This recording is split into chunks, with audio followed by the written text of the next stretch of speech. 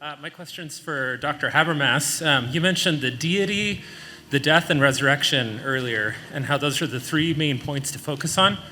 And we spent a lot of time on the death and resurrection. I would love to hear more about how you talk about and prove the deity of Jesus.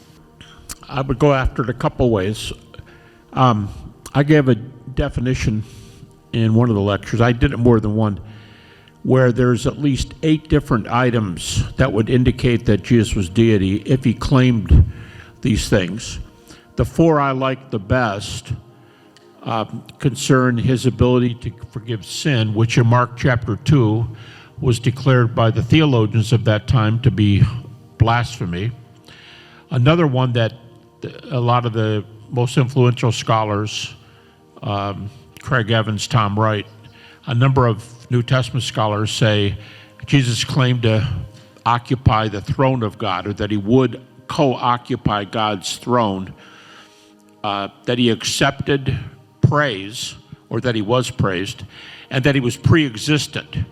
And that in particular would cut out the view that claims he was a glorified man and God adopted him and raised him, well, then he wouldn't have been from eternity past. So I like those the best.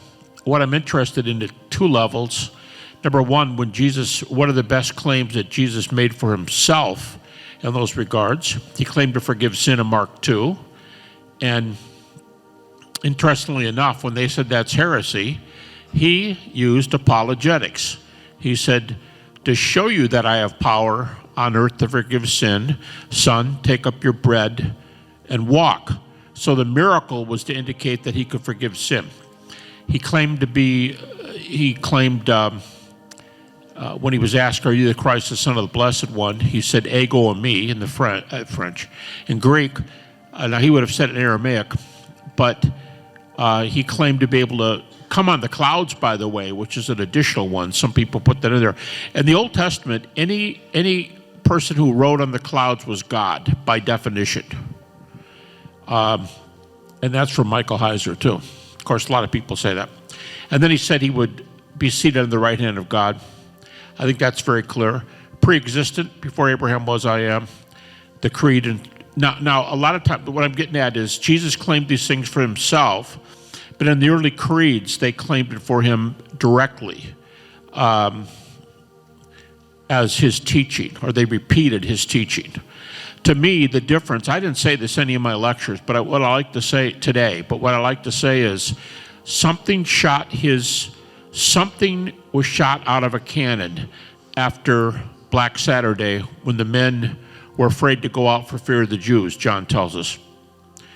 That something was the resurrection. Jesus made all these claims, but until he made them, they were only claims. A lot of religious founders have made a lot of claims. Now in his life, he lived like those claims were true. He had other things going for him, but just too good to believe, right? But when he was raised from the dead, it was like, whoa, I guess he really was who he claimed to be.